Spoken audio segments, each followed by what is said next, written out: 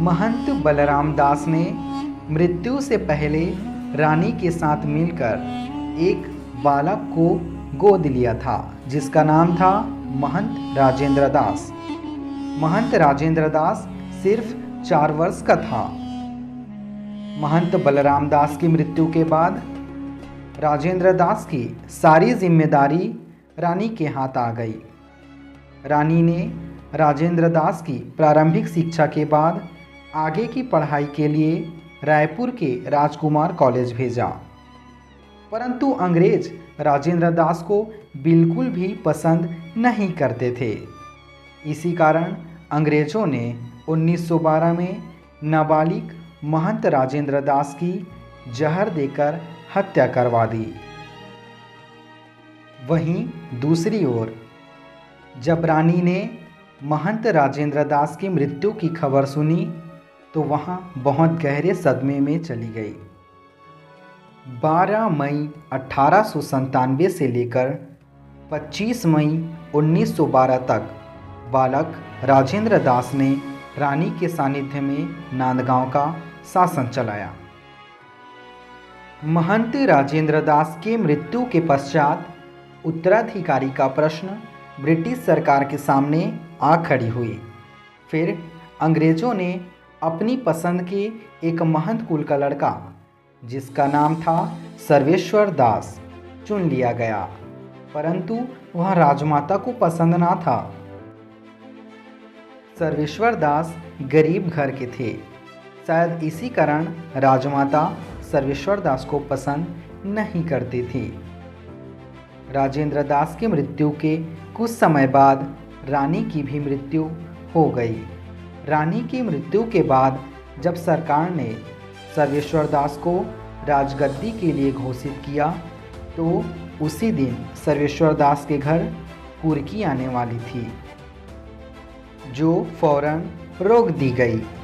दरअसल कुर्की एक न्यायिक प्रक्रिया है जिसके द्वारा कोई न्यायालय किसी ऋणदाता के निवेदन पर ऋणी की किसी संपत्ति को ऋणदाता को देने या बेचने का आदेश देता है ताकि ऋणदाता को अपनी संपत्ति मिल सके। इस प्रकार 24 जून 1913 में सर्वेश्वर दास को राजनांदगांव का राजा बना दिया गया। महंत सर्वेश्वर दास का जन्म 1906 में हुआ था। महंत सर्वेश्वर दास राजा बनते ही शहर में बिजली लगवा दी, सड़कें ठीक कराई व बाग बगीचे की देखरेख के लिए बड़े वेतन पर लायक डिग्री प्राप्त और अनुभवी व्यक्ति रखा, जिससे शहर में लगा हुआ बलदेव बाग, जिसे उनके पूर्वज महंत बलदेव दास ने लगाया था, खिल उठा। उसी बाग में चिड़ियाघर भी था। राजनांदगांव की खूबसूरती का वर्णन किशोर कुमार जी की आत्मकथा में दिखाई देती है। हर जगह नई नई सड़कें बनाई गई थी। शहर की गली कूचों, मकानों, दुकानों और राजमहलों को बिजली से चकाचौंध किया गया था। राजधानी शहर राजनांदगांव ऐसा लग रहा था मानो कूपमंडूक बीच से फलांग मारकर पुष्प वाटिका में आ पहुंचा हो। राजनांदगांव के राजा महंत सर्वेश्वर दास का ब्याह बड़ी धूमधाम से मयूरभंज स्टेट की राजकुमारी ज्योति देवी के साथ हुआ। महंत सर्वेश्वर दास ने ब्याह से पहले बम्बई की मशहूर गायिका, जो बाद में फिल्मों में भी काम करने लगी, वत्सला कुमलेकर को राजनांदगांव बुलाकर एक बंगले में रखा हुआ था। वत्सला रूपवती भी थी। रानी ज्योति देवी ने शादी के तुरंत बाद वत्सला की छुट्टी कर दी।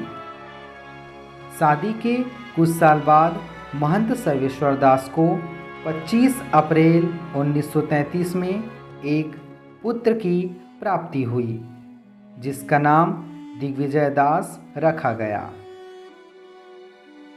कुछ साल बाद महंत सर्वेश्वर दास व रानी ज्योति देवी के बीच आपसी झगड़ा हुआ। नाराज रानी ज्योति देवी पुत्र दिग्विजय दास को लेकर मयूरभंज चली गई, फिर कलकत्ता में रहने लगी।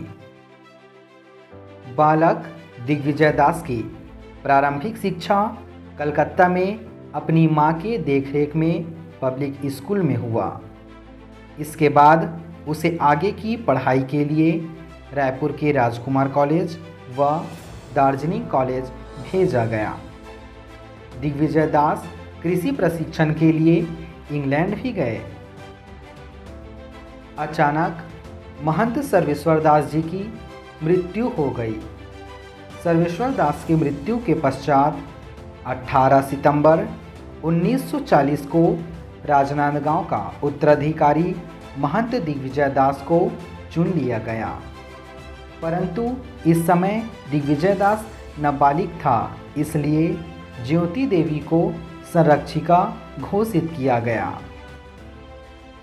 कुछ इतिहासकार की माने तो महंत सर्वेश्वर दास की मृत्यु रानी ज्योति देवी ने आपसी झगड़ों के कारण करवाया था, पर इस बात में कितनी सच्चाई है ये बात साबित न हो सकी। राजा दिग्विजय दास जी के बालिग होने पर राजा की उपाधि प्राप्त करने के लिए लालबाग में एक भव्य समारोह आयोजित किया गया। महंत दिग्विजय दास ने सन 1941 में ऑल इंडिया हॉकी टूर्नामेंट के लिए आर्थिक सहायता प्रदान की। इस टूर्नामेंट का नाम था महंत सर्वेश्वर दास हॉकी टूर्नामेंट। यह हॉकी टूर्नामेंट कई दशकों तक भारत की सबसे बड़ी हॉकी टूर्नामेंट बनी रही। भारत की आज़ादी 15 अगस्त 1947 के बाद दिग्विजय दास अपने राजा के पद से हट गए। 1948 में राजनांदगांव रियासत को दुर्ग जिले में विलय कर लिया गया। सन 1953 में महंत जी का विवाह बरिया की राजकुमारी संयुक्ता देवी से हुआ। विवाह के सिर्फ 5 वर्ष बाद ही महंत दिग्विजय दास जी की अल्प आयु सिर्फ 25 साल की आयु में 22 जनवरी 1958 को निधन हो गया। इस प्रकार महंत दिग्विजय दास राजनांदगांव के अंतिम राजा बने व अंतिम महंत। 1973 में राजनांदगांव को दुर्ग जिले से बाहर निकाला गया और नया राजनांदगांव जिला बनाया गया। 1998 में बिलासपुर जिले के एक हिस्से के साथ राजनांदगांव जिले के हिस्से को एक नया जिला बनाया गया, जिसका नाम कबीरधाम जिला रखा गया। राजनांदगांव एक महत्वपूर्ण शहर बन गया और एक अलग जिला बना रहा।